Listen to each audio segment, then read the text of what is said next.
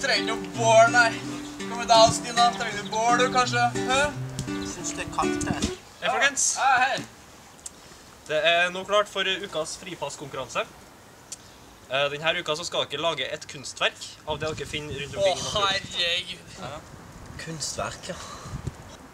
Det skal leveres innen i morgen klokka 11, og det fineste kunstverket får fripasset. Lykke til! Takk for det, da. Ja, men da er vi bare å begynne, da. Men du er jo glad i kunst.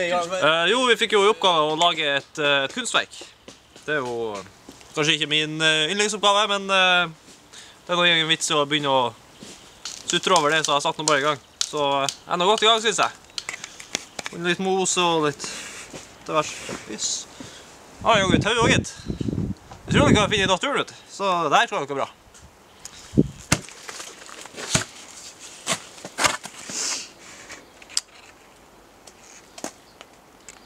Funnet meg en solid samme. Dæven, det er sterk! Ja, jeg heter da Raimond Olsen. 24 år gammel, kommer fra Oppdal. Oppvokset på kraftfôr. Det er veldig bra, fordi jeg trenger å være sterk. Så jeg kommer til å gjøre en del av det da, under oppholdet i skauen. Tenn bål, slukk bål. Jeg tenker å lage noe med tema overlevelse. For vi er ute i naturen, og da vil en armbrøst, som jeg lager en liten modell av her, være meget nyttig. Og det blir relevant i forhold til tema og til det... Faen, har du kniv? Jeg har Guttorm, har du kniv? Jeg har ikke kniv. Jeg så da kniv, jeg trenger kniv, jeg skal spekke meg en lanse ut av her. Jeg har brukt hendene her, altså. Jeg så du har kniv. Jeg har ikke kniv. Nå må du... Jeg så du har kniv. Altså, Raimond, jeg tror jeg går, altså. Jeg tror jeg går. Kom her nå! Ja, altså, jeg går ganske godt i lag med mennesker.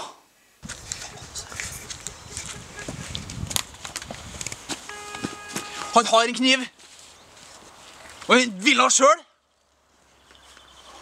Faen, samarbeid som har ass. Jeg prøver å lage en bondegård.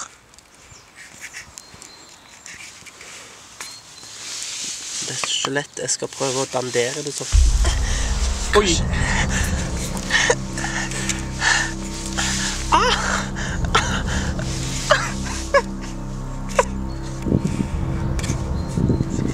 Film det her, da!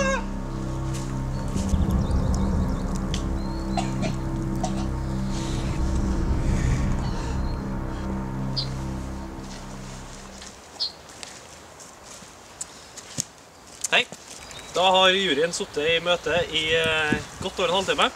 Det var veldig mye bra som har kommet inn. Dere har gjort en kjempejobb, alle sammen. Juryen falt til slutt på det kunstverket her. Det kalles da Flaggskipet.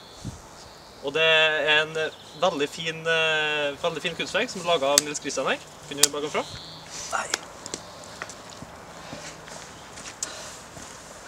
Juryen fikk veldig sansen for det her, på grunn av at det er virkelighetsnært, samtidig som at det er litt abstrakt. Og det vekker følelser i urmennesket i juryen. Det var det jeg sa. Tusen takk. Så gratulerer. Da er du altså sikret fra utsending denne uka her. Og i tillegg så skal du få en ekstra premie av meg. Og det er en pakke pølser. Vær så god. Mer pølser! Ja! Tusen takk. Du er heldig, mann. Du er heldig, mann. Fy søren, altså. De er så gode ut. Fy søren. Skal du spise dem selv? Nei, må dele. Kan dele. Konge. Jeg visste du var en kjernekar. Du er en kjernekar, altså. Få en klem av det. Få en klem. Seriøst. Nei, best pølser jeg har spist, sier han. 72, tror jeg. Junker-navnet. Per Arne Junker. Personlige ting, så har jeg lamberen min. Da jeg var i Jugoslavia i 84, så hadde jeg hagl, men jeg syntes ikke det var så fin. Så da for jeg og hogg ned jugoslavisk furu. Brukte 6 timer på å hogge ned, 7 timer på spekk. Det er min personlige ting. Da liker du pølser, eller? Egentlig så liker jeg ikke pølser. Det ser nå ut som du koser deg. Ja. Jo da. Gode pølser. Det er Veldig god. Takk skal du ha. lenge siden jeg smakte noe så godt. No problem. Vi begynner som litt kompiser. Hei, hei. Dere har det koselig, ser jeg? Ja. Det ble nok en slutt på nå. For som dere vet, så er det i dag utstemming, og en av dere må forlate gruppa i dag. Vi har tatt opp stemmene, og den som må forlate oss i dag er...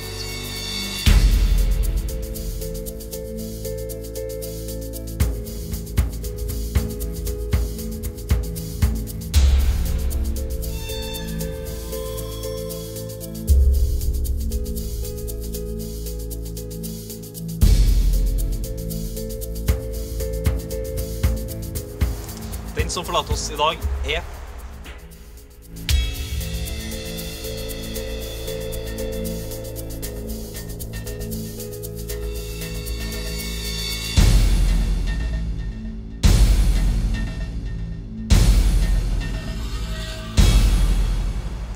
Stina.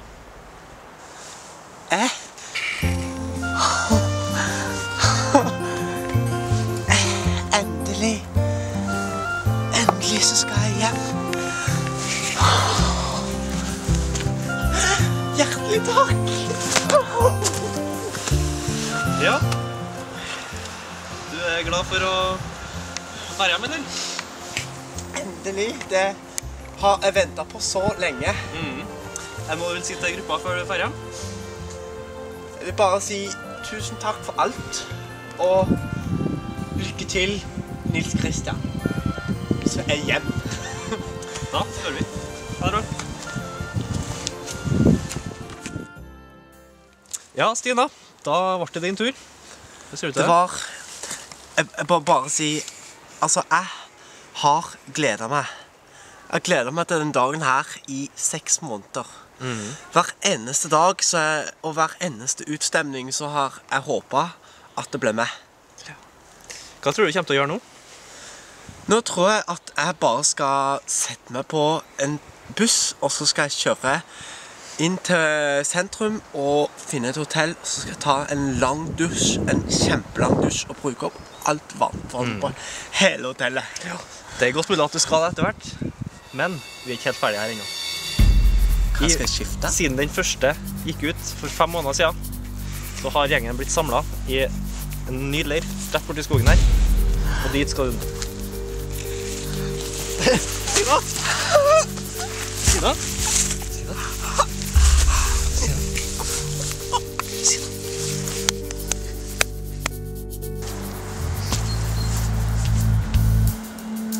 Stina ble altså den 4. deltakeren til å forlate leir 1.